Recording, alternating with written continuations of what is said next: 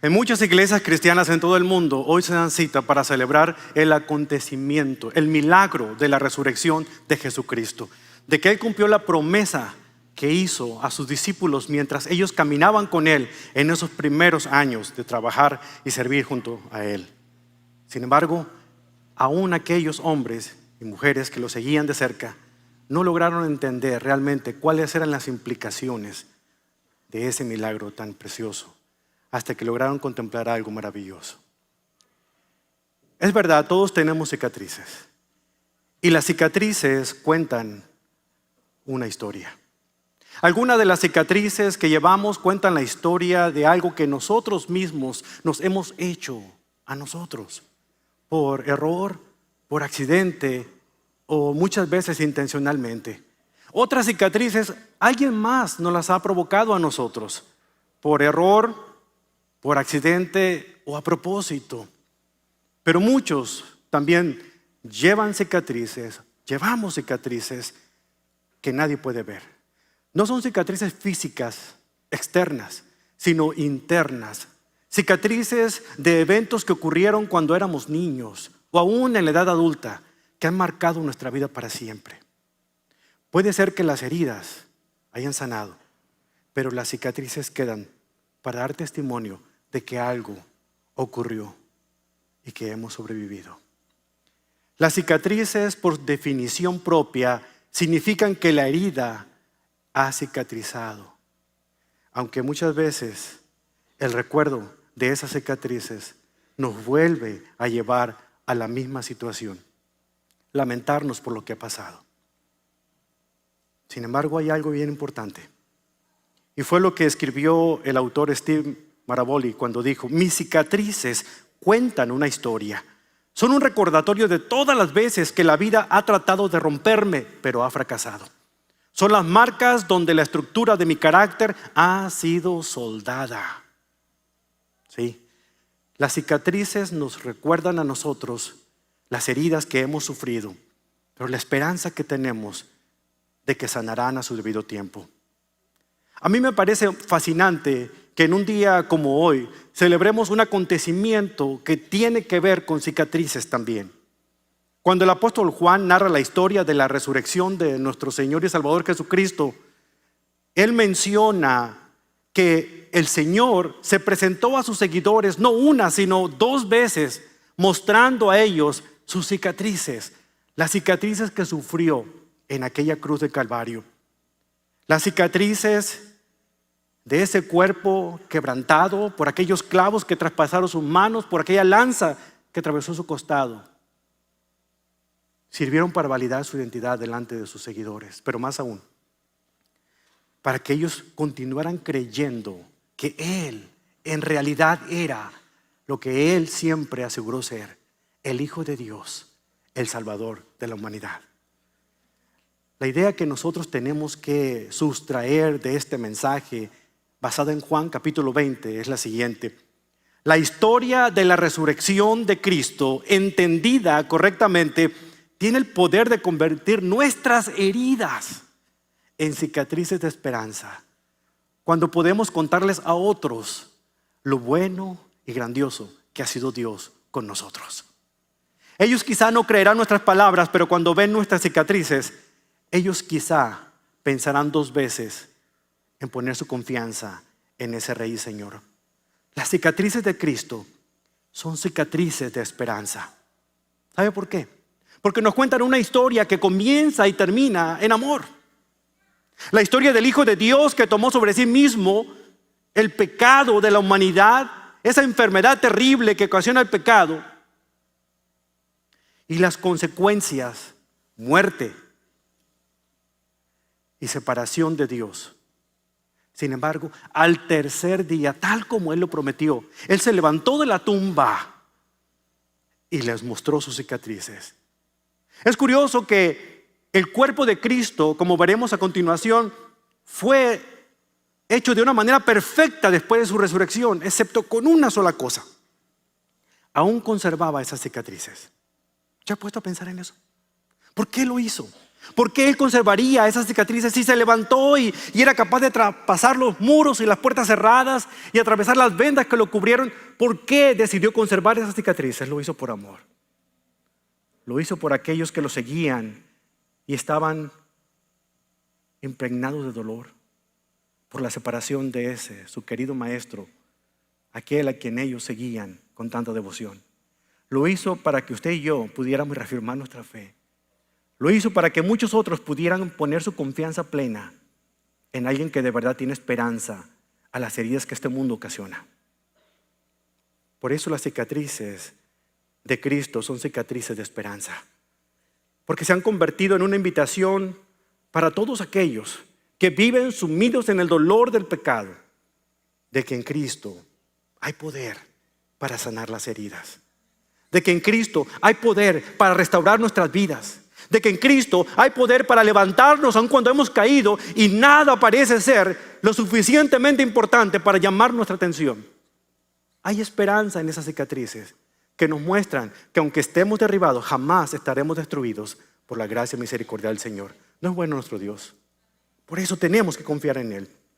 En sus Biblias, vaya conmigo al Evangelio según San Juan capítulo 20, para que veamos algunas lecciones importantes de lo que estas cicatrices maravillosas del Señor van a dejarnos a usted y a mí en esta mañana, que nunca harán que olvidemos la historia maravillosa de la resurrección del Salvador. Juan capítulo 20, versículos 11 al 31. Voy a estar leyendo para ustedes del pasaje de la versión Nueva Traducción Viviente, pero síganme en la versión que usted traiga, en su tableta, en su teléfono, no importa lo que usted traiga a la mano. La palabra de Dios es la palabra de Dios. En Juan capítulo 20, versículo 11, nosotros leemos lo siguiente. María se encontraba llorando fuera de la tumba y mientras lloraba se agachó y miró dentro. Vio 2 ángeles vestidos con vestiduras blancas, uno sentado a la cabecera y el otro a los pies, en el lugar donde habían sepultado el cuerpo de Jesús. Apreciada mujer, ¿por qué lloras?, le preguntaron los ángeles. Porque se han llevado a mi Señor, contestó ella, y no sé dónde lo han puesto. Dio la vuelta para irse y vio a alguien que estaba de pie allí. Era Jesús, pero ella no lo reconoció. Apreciada mujer, ¿por qué lloras?, le preguntó Jesús. ¿A quién buscas? Ella pensó que era el jardinero y le dijo, Señor, si usted se lo ha llevado, dígame dónde lo puso y yo iré a buscarlo. María, le dijo Jesús. Ella giró hacia él y él exclamó, Raboni, que en hebreo significa maestro mío. No te aferres a mí, le dijo Jesús, porque todavía no he subido al Padre. Pero ve a buscar a mis hermanos y diles, voy a subir a mi Padre y al Padre de ustedes, a mi Dios y al Dios de ustedes. Esto es palabra de Dios. Oremos un momento. Padre, gracias por su palabra. Y esperamos que su palabra, Señor, pueda abrir nuestro entendimiento y nuestra comprensión a algo maravilloso de este día que celebramos en esta mañana. Gracias, bendito Dios, por esta historia que se repite una y otra vez. Y cada vez que la escuchamos sigue encendiendo en nuestros corazones una fe ardiente, un deseo sincero de volver a comenzar. Porque esto es lo que resurrección significa en nuestras vidas, nuevos comienzos. Y aquí está la oportunidad para muchos de nosotros que somos cristianos de volver a comenzar. Pero también es la oportunidad de muchos aquellos que siguen escépticos en este mundo sin creer, de volver a comenzar, a depositar su confianza en aquel que es único, que es capaz de tener el poder de levantarse de la muerte, como es su Hijo Jesucristo, nuestro amante Salvador. Y en Él oramos, Señor. Amén. Antes de entrar de lleno a este pasaje, hay que hacer 2 observaciones bien importantes. La primera de ellas tiene que ver con la historia en sí de la resurrección del Salvador, el Señor Jesucristo. Si nosotros nos centramos en uno de los evangelios, es decir, en una de las versiones del evangelio, nos perderíamos tantos detalles que pudiéramos encontrar en las demás versiones del evangelio y otras otros pasajes importantes en la Escritura. Es por eso que es importante a la hora de entender lo que significa la resurrección del Señor en nuestras vidas, de entender cada detalle, hagamos una armonización de las 4 versiones del Evangelio, según San Mateo, según San Marcos, según San Lucas y según San Juan, como lo veremos hoy. Pero no podemos pasar desapercibidos 2 pasajes más que son importantes, como lo que Lucas escribió en el primer capítulo del libro de los Hechos.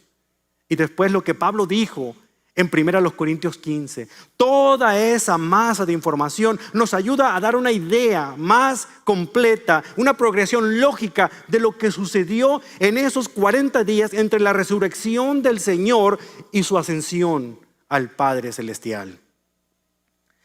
La segunda observación es que cuando vemos un evangelio como el de Juan, Juan es muy práctico a la hora de explicar los acontecimientos. Y hay una estructura literaria que él emplea en el capítulo 20, en cada una de esas manifestaciones del Cristo resucitado hacia aquellos con el cual él tuvo el encuentro. Menciona 3 cosas. Primero hay una aparición de Cristo, el Cristo resucitado. Después vemos que hay una reacción a esa aparición por esa persona que tuvo el encuentro con el Señor. Y tercero, hay una declaración hecha por Cristo que es fundamental que usted y yo entendamos, porque esa declaración que hizo a aquellos discípulos del Señor es la misma declaración que le hace a usted y a mí este día. Tener esto en mente va a ayudar a entender este mensaje maravilloso, esta historia increíble de la resurrección del Salvador. Vayamos al primer punto, la aparición, la primera de esas apariciones que tuvo con María Magdalena. Muy temprano en la mañana del primer día de la semana, como dice el versículo 1 de Juan 20, para nosotros sería el domingo en el calendario que nosotros vamos. María y un grupo de mujeres, entre ellas se encontraba pues María Magdalena, se dirigieron a la tumba donde habían sepultado al Señor. Cuando llegaron a la tumba, vieron que la piedra había sido rodada, había sido movida. En ese tiempo, las tumbas generalmente, específicamente las tumbas de aquellas personas adineradas, se construían en unas cuevas, es decir, las personas podían entrar verticalmente para poder velar o estar con el difunto, el ser querido que estaba ahí postrado. Esta tumba era prestada, recuérdense, pertenecía a un hombre muy acaudalado como era José de Arimatea. Y ahí habían colocado el cuerpo del Señor.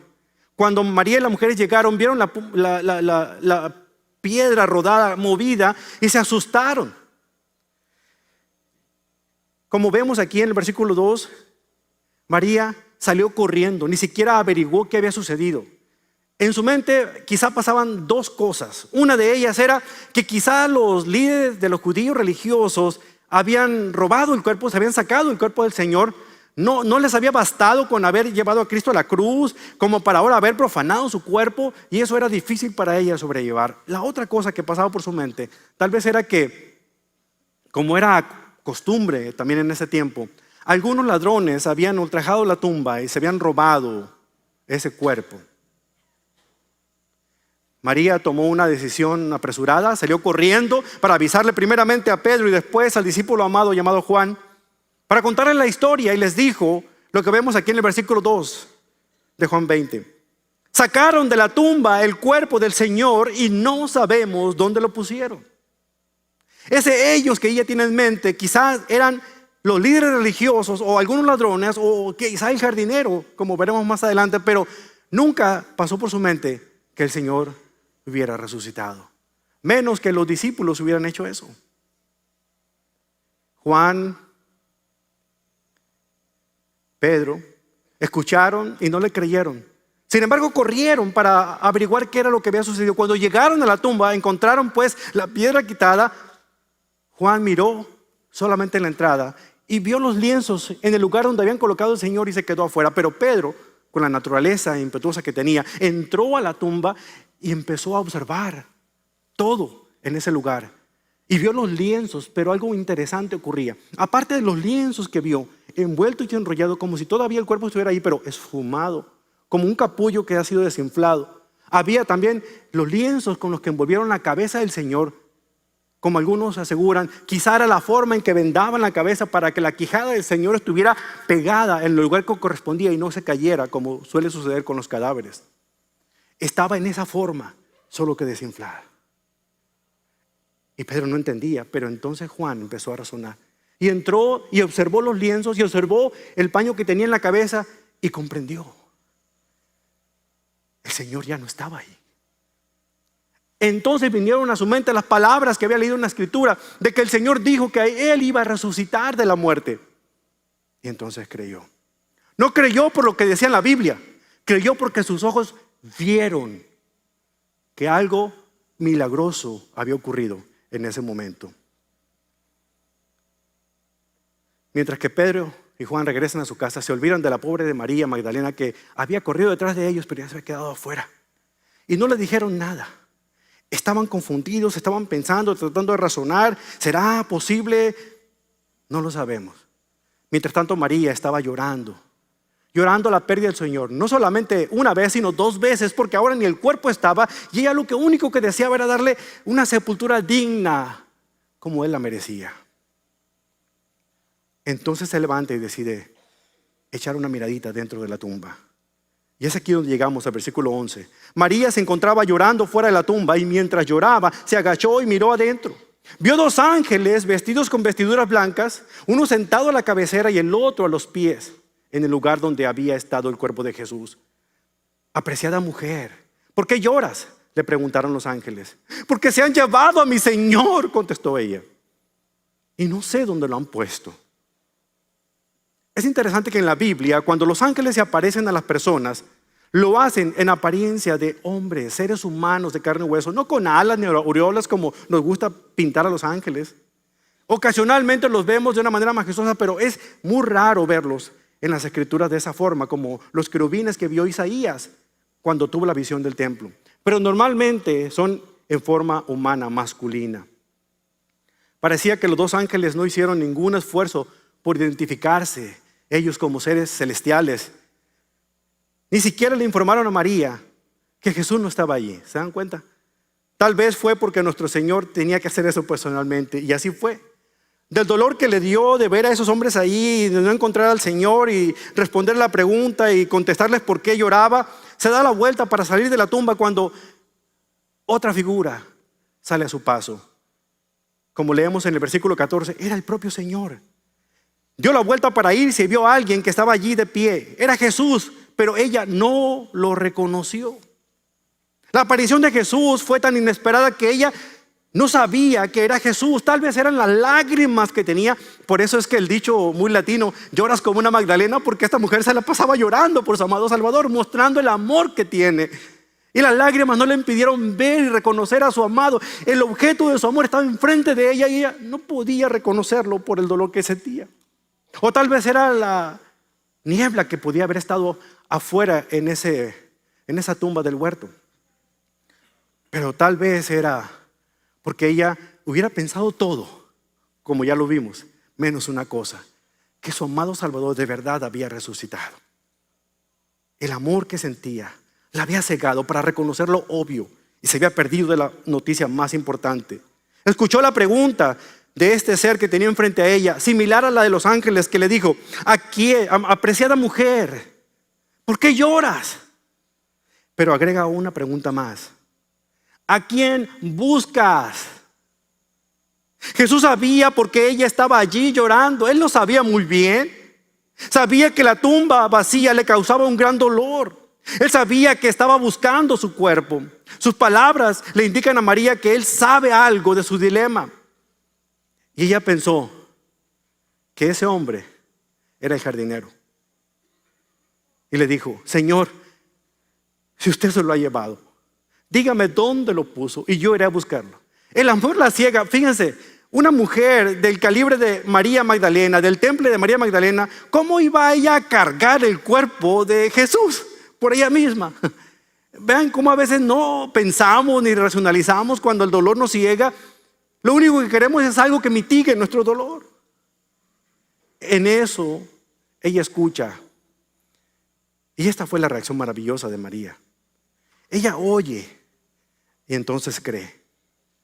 Jesús respondió a la pregunta de María con una sola palabra: María. Y quizá lo hizo en arameo diciendo Miriam. Inmediatamente sabía que quien le hablaba era su amado Salvador. Ella giró hacia él y exclamó, Raboni, que en hebreo significa maestro mío.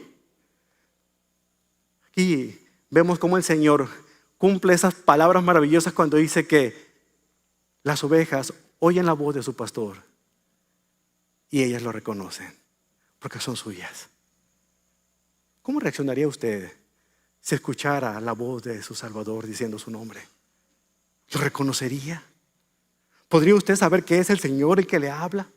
O una de esas tantas voces que escucha usted a través de la radio y la televisión con esos televangelistas que le dicen cada cosa que se contradicen unos con otros. No, ella giró y dijo, maestro. ¿Y qué fue lo que hizo? Se aferró al Señor. Vean cómo se lanza ella. No lo dice directamente aquí Juan, pero por el versículo que sigue podemos darnos una idea de que ella se lanza a los pies del Señor, lo abraza fuertemente, se aferra a Él. Él que consideraba perdido ahora lo ha encontrado y no quería dejarlo ir más. Ahora vea la declaración del Señor. Con suavidad pero con firmeza, Jesús le pide a María que lo suelte. Pues esa no iba a ser la única vez que ella lo viera. Además, otros necesitaban saber la buena noticia de que él ya no estaba muerto, estaba vivo. Entonces, le encomienda algo maravilloso a María, versículo 17. No te aferres a mí, le dijo Jesús, porque todavía no he subido al Padre. Pero ve a buscar a mis hermanos y diles, voy a subir a mi Padre y al Padre de ustedes, a mi Dios y al Dios de ustedes. Estas palabras de Jesús, queridos hermanos, hablan de una nueva relación, hablan de un nuevo parentesco y hablan de una nueva responsabilidad de Jesús con sus seguidores. Escuchen muy bien, la nueva relación de Jesús con sus seguidores ya no iba a ser física, sino espiritual.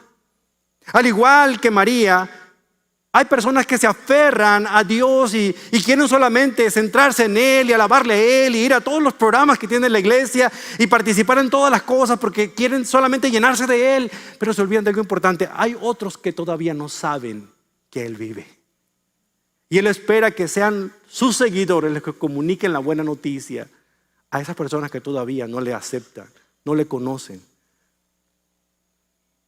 Pero Jesús le dice, María, el contacto físico ya no será más mi presencia permanente en la iglesia. Ahora yo me voy, pero vendrá alguien que permanentemente estará con ustedes.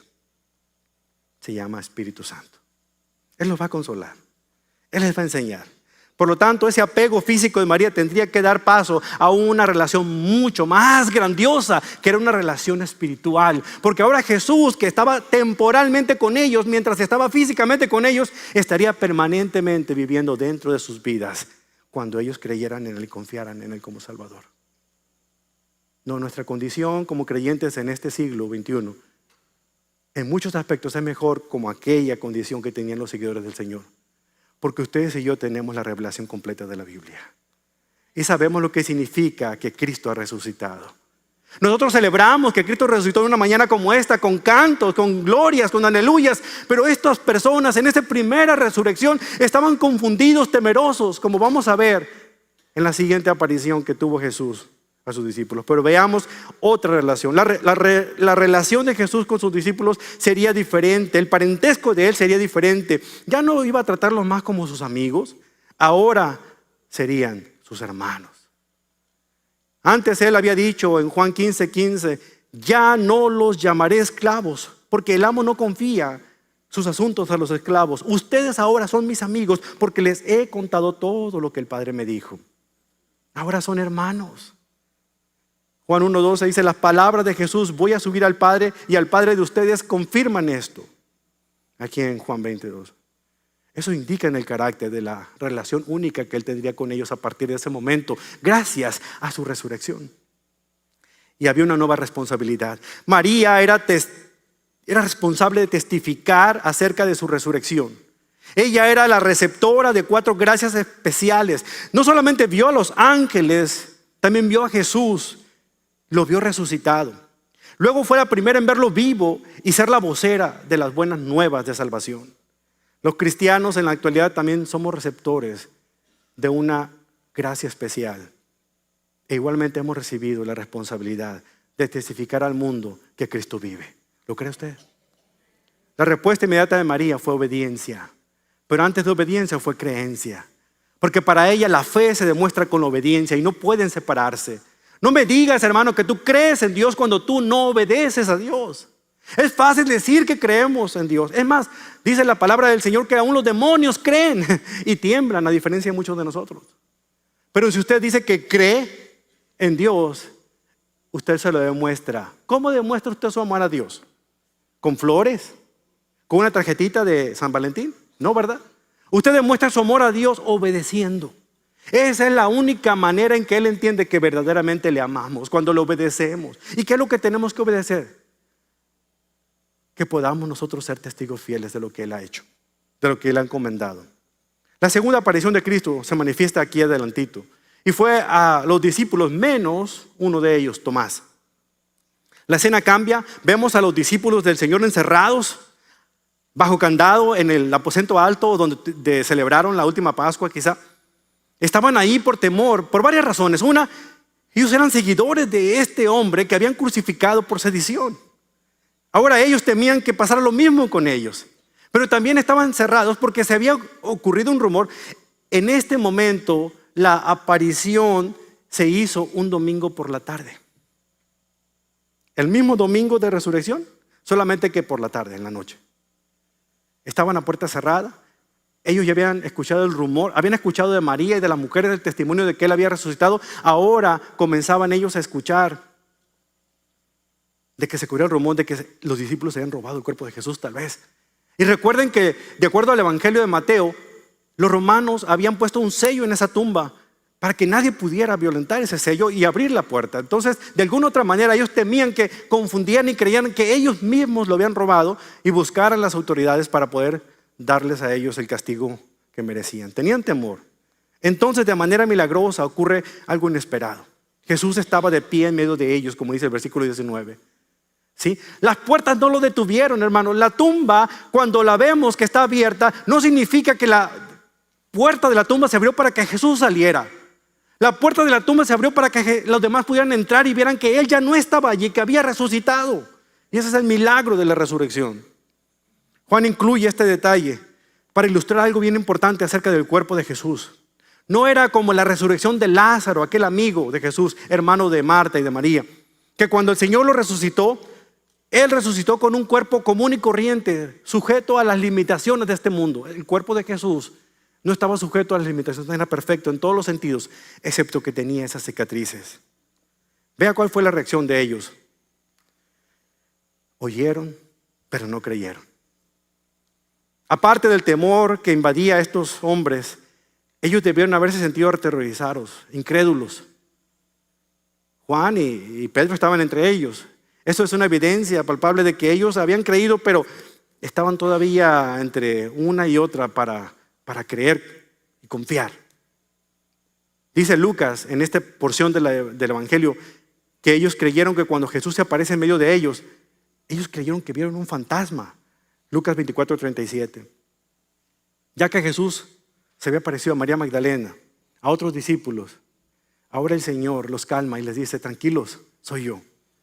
En la versión de Marcos 16 leemos: tiempo después Jesús se apareció de otra forma a dos de sus seguidores que iban de camino desde Jerusalén hacia el campo. Ellos regresaron corriendo para contárselo a los demás.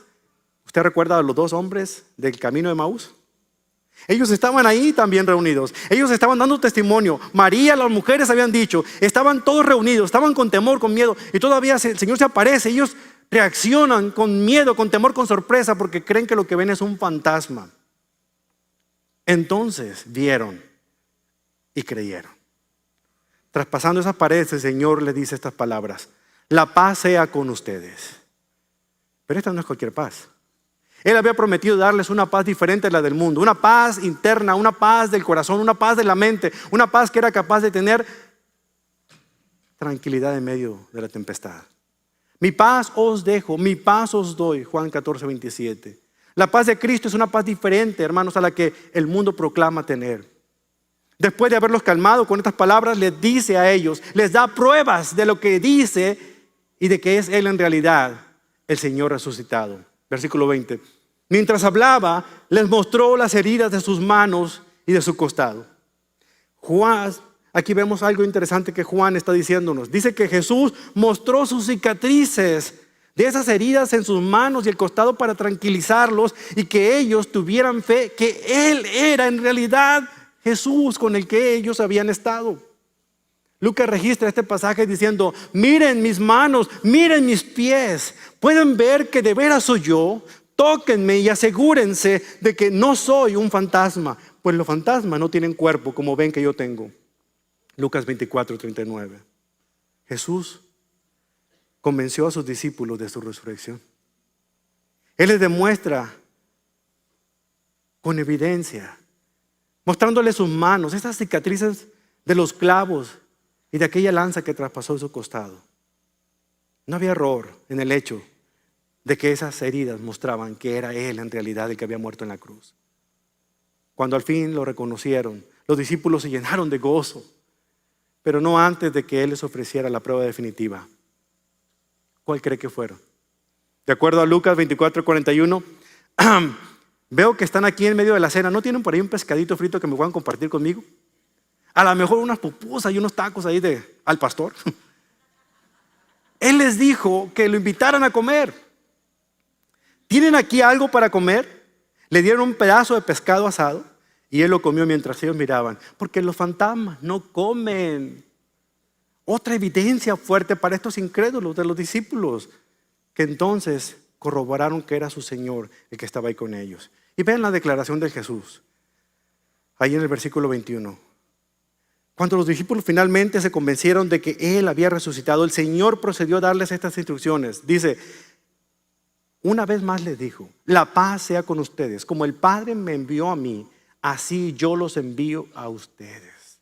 El Señor los estaba comisionando nuevamente para que fueran ellos sus apóstoles, los que habían sido enviados, que es lo que significa la palabra apóstol.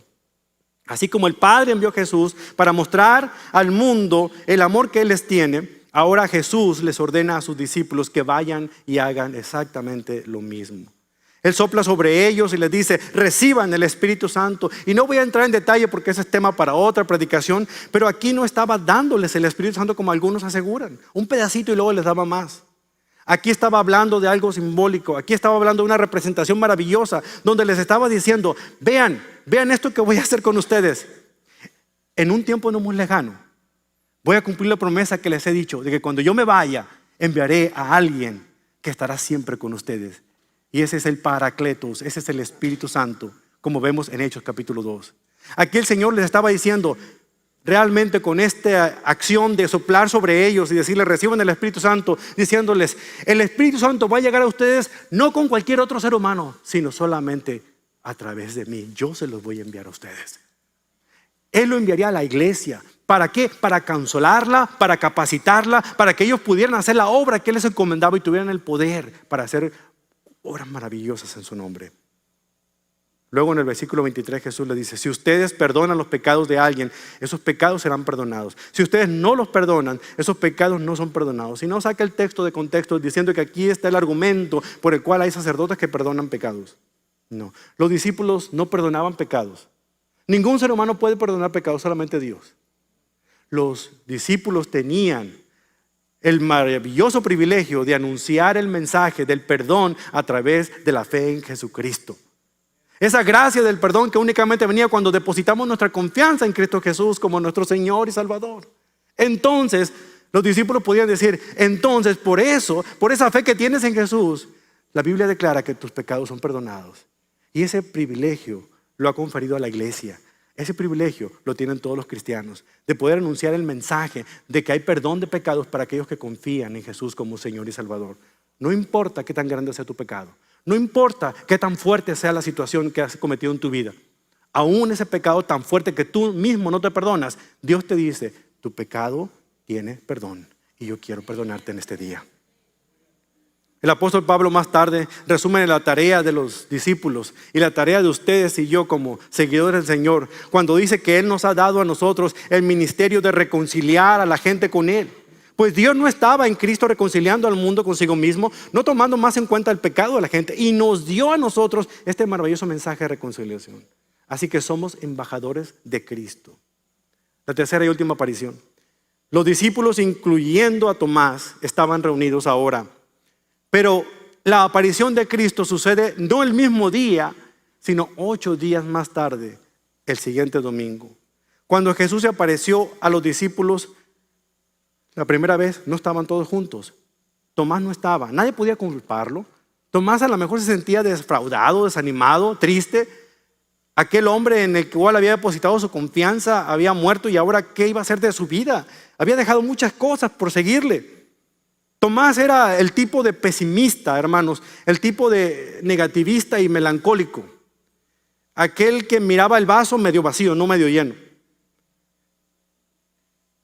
Cuando en Juan capítulo 11 vemos que Jesús les dijo que tenía que ir a Jerusalén, él mismo reaccionó diciendo: vamos nosotros también para morir junto con Jesús. O sea, a lo mejor hablaba con sarcasmo, pero a la misma vez hablaba con valentía, diciendo: ok, si vamos a morir, pues muramos. De ese calibre era Tomás. Pero no debemos permitir que su pesimismo oscurezca la valentía que este hombre tuvo. Su amor por Jesús era tan fuerte que había preferido morir con él que vivir sin él. En otra ocasión, Jesús acababa de anunciar su partida inminente en Juan 14. Y les dijo a sus discípulos que ya ellos conocían el camino donde iba. Y fue Tomás el que le dijo: Señor, no lo conocemos. No tenemos idea ni a dónde vas. ¿Cómo vamos entonces a conocer el camino? Y una vez más, mostrando una devoción tal que había preferido morir con su Señor en lugar de intentar encontrar la vida sin Él. Vemos aquí a Tomás. Él no se encontraba aquella tarde porque realmente lamentaba la partida del Señor. Se perdió el culto nocturno del domingo de la iglesia. Y se perdió algo maravilloso. Dice que no pierda el siguiente culto aquí en la iglesia. Algo grandioso puede suceder. ¿Usted lo cree? Aquel que había amado a Jesús tanto se había ido y su corazón estaba destrozado. Los discípulos lo vieron y le dicen: Tomás, qué bueno que llegaste. ¿Sabes qué? Hemos visto al Señor. ¿Qué vieron qué? Hemos visto al Señor, aquí estuvo. Yeah. Ajá. Cuéntame una de vaqueros ahora. Yo no estoy convencido, dice, hasta que no lo vea con estos ojos que se han de comer los gusanos. Hasta que no ponga mis manos en esas llagas. Hasta que no ponga mis manos, mis dedos en ese costado. Hasta entonces voy a creer. Usted siempre dice el dicho, ¿verdad, de Tomás? Yo como Santo Tomás, hasta no ver, no creer. Pero Tomás aquí no es que fuera realmente incrédulo, aunque aquí estaba mostrando una incredulidad. Realmente quería creer, pero le costaba trabajo. Igual que María Magdalena. Quería creer, pero estaba tan adolorida por lo que sentía, la pérdida de su Salvador, que le costaba reconocer que Jesús estaba en medio de ella. Y aquí hay muchos de ustedes como María Magdalena y como Tomás que de alguna otra manera quieren creer, pero todavía quieren evidencia de que realmente es cierto lo que el predicador dice cada vez que abre la Biblia. Entonces Dios, Jesús, respondió al escepticismo de Tomás cuando él se aparece nuevamente en medio de ellos. En el versículo 26 dice: 8 días después los discípulos estaban juntos de nuevo, y esta vez Tomás se encontraba con ellos. Las puertas estaban bien cerradas, pero de pronto, igual que antes, Jesús estaba en pie en medio de ellos y les dijo: la paz sea con ustedes. Tal como Jesús lo había dicho anteriormente, lo volvió a repetir. Entonces voltea su mirada hacia Tomás, el incrédulo, el dídimo, como dice ahí en la Biblia, en la Reina Valera, que significa el gemelo. A lo mejor tenía un hermano gemelo. Jesús, después de saludarlo, se dirige a él y le dice a Tomás: Tomás, ven, acércate. Pon tu dedo aquí. Mira mis manos. Mete tu mano en la herida de mi costado. Ya no seas incrédulo. Cree. Me consuela la forma de acercarse que tuvo el Señor Jesucristo con Tomás, porque no lo regaña. Le habla fuertemente, pero con amor. Él no le está diciendo: ¿pero por qué me estás pidiendo pruebas? ¿Que no seas incrédulo? No, él dice: Tomás, ven. Lo invita. Mira, aquí están mis llagas. Mira mi costado. Mete tu mano aquí. Pero deja de ser incrédulo y comienza a creer. Continúa creyendo. ¿Sabe usted que el pecado más grande que el cristiano comete a diario no son los pecados que muchos de ustedes creen, sino el pecado de incredulidad. Es el pecado que realmente todos los días cometemos cuando el Señor nos ha prometido a usted y a mí que confiemos en Él, que Él cuidará de nosotros, y ustedes están preocupados mordiéndose las uñas todos los días, saber de dónde vendrá mi socorro. ¿Cómo le hago para pagar las cuentas a fin de mes? ¿Qué va a pasar con mi matrimonio? ¿Cómo se va a salvar mi hijo de esta situación? ¿Cómo le voy a hacer para poder graduarme? ¿Cómo le hago para pasar este examen? Decimos con nuestros labios que creemos en Dios, pero nuestras acciones demuestran que realmente no hemos confiado en Él. Y hay una gran diferencia. Aquí Dios está diciéndole, Jesús está diciéndole a Tomás, deja de tener una fe sencilla y empieza a confiar de verdad, para que esa confianza te ayude a comprender realmente a quién tienes enfrente de ti. ¿Cuál fue la reacción de Tomás? Versículo 28. Comprobó y luego creyó. No sabemos si Tomás en realidad se puso a acercarse al Señor y puso los dedos en sus llagas y la mano en su costado. Yo pienso que realmente le bastó con solamente ver al Señor. Y dijo unas palabras maravillosas que constituyen realmente la esencia del evangelio de nuestra salvación. Le dijo esta expresión: Señor mío y Dios mío. Ahora sí que Tomás dio en el clavo. Ahora que Tomás realmente así entendió lo que Juan 1:1 comenzó a describir el apóstol Juan. Que en el principio era el Verbo, y el Verbo era con Dios, y el Verbo era Dios. Aquí finalmente Juan está mostrando con esta historia algo maravilloso al mostrarnos a nosotros las cicatrices de Cristo, en cómo Juan tuvo la oportunidad de mostrar a Tomás como aquel héroe de nuestra fe al declarar esta verdad tan importante. Ni siquiera la declaración de Pedro, cuando él dijo, yo sé que tú eres el Cristo, el Hijo de Dios viviente, era tan importante como esta declaración de Tomás. ¿Por qué? Porque Jesús únicamente decía lo que algunos decían. Creemos que hay un Mesías, un enviado por Dios, alguien que Dios ha capacitado, que ha empoderado para venir y sacarnos adelante como nación y que nos ponga en una situación mejor. Estaban pensando en un reino de este mundo, no en el reino que Dios anunciaba. Pero las palabras de Tomás eran impresionantes, porque estaban haciendo una declaración que realmente marcaban y eran contundentes. Estaban declarando al Señor como el Curios, el Señor, el que realmente está en control de nuestras vidas, y como el Dios que es en esencia Dios en tres personas y tres personas en un Dios. Un misterio que solamente podemos entender a medida que leemos más de su palabra. Y comprenderemos cuando estemos delante de su presencia para ver cómo esto funciona. Señor mío y Dios mío. Esta declaración hecha aquí en el versículo 29 del Señor a Tomás es una declaración para nosotros en este día. Tú crees, Tomás, porque me has visto. Benditos los que creen sin verme. Luego respondió con una bendición especial, dice: benditos todos aquellos que creen sin necesidad de que me vean. Si creemos en Él sin tener que verlo. Si creemos a través del testimonio de las Escrituras. Toda la evidencia que necesitamos la encontramos en la Biblia y en el testimonio de otros creyentes. Una aparición física no va a servir de nada para aquellos que no quieren creer, que son escépticos. En cambio, una situación sobrenatural va a ayudar a aquellos que solamente necesitan afirmar su fe. Por eso es bien importante ver qué respuesta usted tiene a la resurrección del Señor.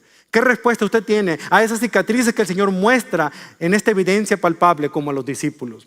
Hay 4 formas de responder. Una, algunos creyeron con evidencia indirecta, como María Magdalena, que solamente escuchó su nombre y ella corrió a abrazar al Señor. Algunos creyeron en evidencia directa, como Pedro y Juan, que entraron a la tumba y que ya que vieron las vendas del Señor, entonces creyeron en Él. Algunos tardaron en creer con evidencia directa, como los discípulos que estaban en el aposento alto, que realmente hasta que el Señor se apareció y les mostró las llagas, las cicatrices, entonces creyeron en Él. Y algunos creyeron sin evidencia, ni directa ni indirecta, hasta que se les demostró. Y todavía siguen siendo escépticos en este mundo. Y todavía siguen experimentando la misericordia del Señor y la gracia, pero todavía se resisten a confiar en Él. ¿Es usted de los que necesitan oír y ser movido en las emociones para poder creer como María Magdalena? ¿Es usted de los que necesitan ver para creer como los discípulos? ¿O es de los que necesitan ustedes de comprobar para poder creer como Tomás? Ahora déjame decirle algo, que en cada uno de los casos el Señor ha sido bueno y misericordioso. Y a ninguno de ellos regañó, ni acusó, ni castigó, sino con amor les dio la evidencia que necesitan para que pudieran seguir creyendo. Ese es el resumen de la carta de Juan. Cuando usted lee los versículos 30 y 31, él dice que toda la evidencia que está en ese libro, él dice que todos los milagros que el Señor hizo, todo eso sirvió para autentificar el mensaje que él decía. Todo eso se hizo para que los discípulos, para que los creyentes pudieran afianzar su fe, no para demostrarle a los incrédulos que él era Dios.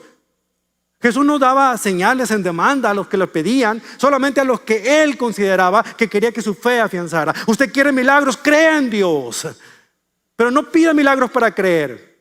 Crea primero en Él, entonces podrá experimentar cosas maravillosas y sobrenaturales en su vida, pero no antes de que usted deposite su confianza en Él. Pero a veces queremos creer, ver cosas, señales, que alguien hable en otro idioma, que haga una sanación para poder creer. Dios no anda con ese tipo de circos. Dios quiere, cree, entonces tú podrás ver. ¿Es usted como María Magdalena, llevada por las emociones? ¿Es usted como los discípulos que necesitan ver para creer? ¿O es usted como Tomás, que hasta que no haya evidencia no van a creer? ¿Sabe qué le dice el Señor al final de esa carta? Bienaventurados, felices, benditos son aquellos que no necesitan ver para poder creer, porque lo único que tienen es el testimonio aquí escrito. Que crean lo que mi palabra dice, y aquellos que la estudian y la leen, entonces ustedes podrán comprobar que Dios es bueno, grande y misericordioso. La fe y la evidencia están relacionadas en la vida espiritual de un cristiano. Sin embargo, nuestro punto de partida es crucial.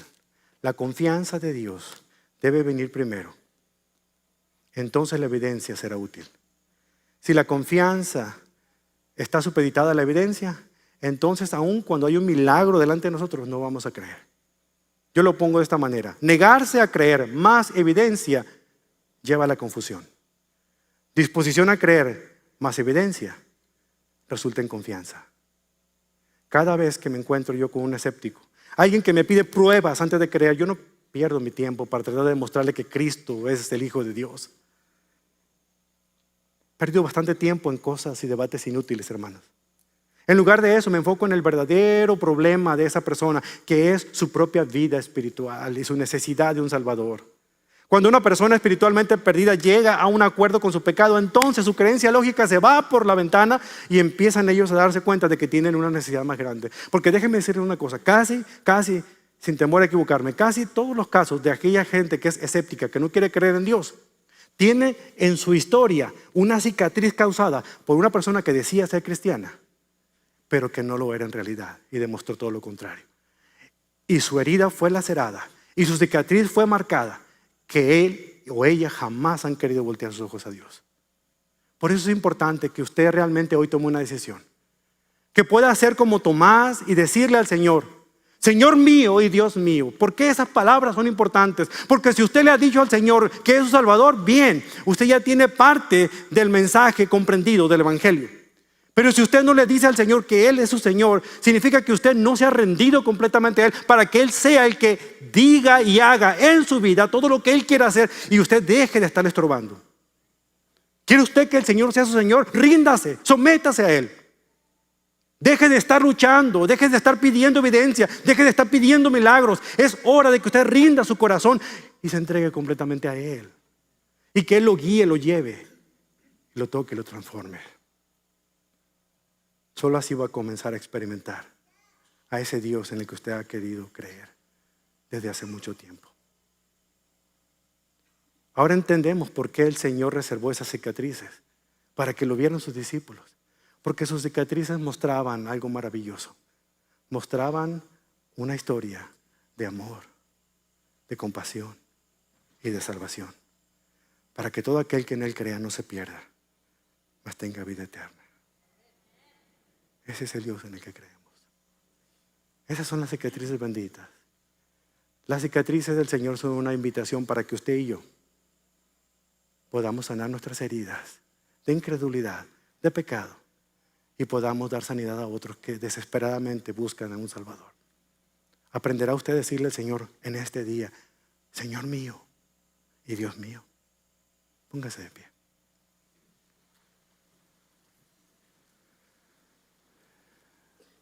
Un fuego abrasador destruyó una vivienda donde una abuela con su nietecito vivían. Cuando el niño estaba durmiendo en el segundo piso, la abuela trató de subir por las escaleras, pero las llamas la alcanzaron y esa pobre mujer murió en el intento fallido de tratar de salvar a su nietecito que estaba en el segundo piso. Entre la multitud que estaba afuera, tratando de buscar la manera de ayudar a ese niño que clamaba por ayuda por la ventana, de entre la multitud salió un hombre corriendo. Y por una de las tuberías de agua caliente que él mismo vio que llegaba hasta las ventanas del cuarto superior, él tomó esa tubería ardiendo en sus manos y subió y desapareció por un momento. Al rato salió y ante los gritos de júbilo de la gente, esa criatura venía colgada al cuello de este hombre, quien bajó por esa misma tubería. Semana más tarde estaba realizándose una reunión importante en el Tribunal de Justicia. Estaban buscando la manera de adoptar a esa criatura porque no tenía padre, su abuela había muerto. Llegó una persona de una granja y le dice: yo tengo una granja muy grande, este niño necesita espacio, aire libre, yo puedo darle la vida que merece. Luego exigió otra persona, una persona adinerada que dijo: yo tengo el dinero que este niño necesita para pagar una educación, viajes. Luego llegó un profesor de la universidad y dijo: yo tengo el conocimiento que este niño necesita, yo le puedo enseñar a ilustrar. Eso es lo que quiere. Pero de atrás de la audiencia, un hombre andrajoso se acercó con las manos en el bolso y llegando hasta enfrente donde estaba el tribunal del juez y a un lado del niño que miraba hacia abajo, él simplemente dijo el nombre de la criatura y mostró sus manos. Cuando el niño levantó sus ojos, miró las manos y reconoció las cicatrices. Ese era el hombre que había subido, que había trepado por esa tubería ardiendo para rescatarlo y salvarle la vida. Le pidió al juez: yo me quiero ir con él. Yo no lo conocía, yo no sabía su rostro, pero yo he visto esas manos y nunca olvidaré esas cicatrices. Y yo quiero pasar el resto de mi vida con este hombre. Tal vez Jesús está aquí delante de usted. Piense, Él está extendiendo sus manos y les dice: Juan, José, Guadalupe, María, mira mis manos, mira. ¿Conocerá usted la voz de su Salvador? ¿Reconocerá las cicatrices? Porque esas cicatrices son de esperanza, que le recuerdan a usted que el amor que Él le tiene es genuino, real, y ha quedado demostrado en aquella cruz. Y ese Cristo en el que usted confió una vez vive y reina por los siglos de los siglos, y este día quiere volver a restaurar su vida. ¿Creerá usted en Él?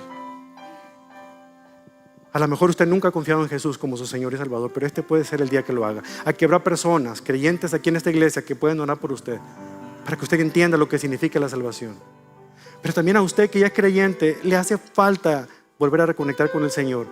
Usted va a escuchar alabanzas a lo largo del tiempo que nos queda. Úselas como oración para acercarse al Señor y decirle el amor que usted les tiene. Pero permítame orar por usted, porque es importante que usted declare en su corazón y con sus labios que cree en el Señor como su Señor y como su Dios. Cierre sus ojos. Señor Jesús, gracias por tu bendito sacrificio, por esas heridas, por esas marcas en tus manos que demuestran su gran amor por mí. Gracias, Dios, por enviar a Jesús a morir en esa cruz, por darme la salvación que yo necesito. Ahora le pido, bendito Dios, que destrabe todo lo que hay en mi mente para poder dejar mi incredulidad a un lado y empezar a creer firmemente que Jesús es el Hijo de Dios, que Él vive y reina por los siglos de los siglos. Quiero que Él sea no solamente el Salvador de mi alma, pero también el dueño de mi vida, aquel que marque el rumbo a seguir, para que Él pueda, Señor, ser el Dios que yo he creído que Él es, y pueda cambiar mis heridas en cicatrices que anuncian e invitan a otros a encontrar a aquel que tiene esperanza, aquel que tiene poder para sanar heridas, restaurar y reconciliar a todos con Él. Por esas benditas sacrificios, por esas benditas heridas, por esas cicatrices de esperanza, Señor, nos acercamos hoy delante de usted. para suplicarle que sea misericordioso a nosotros, nuestro Dios, nuestro Señor, nuestro Salvador. En el poderoso nombre de Cristo oramos y todos decimos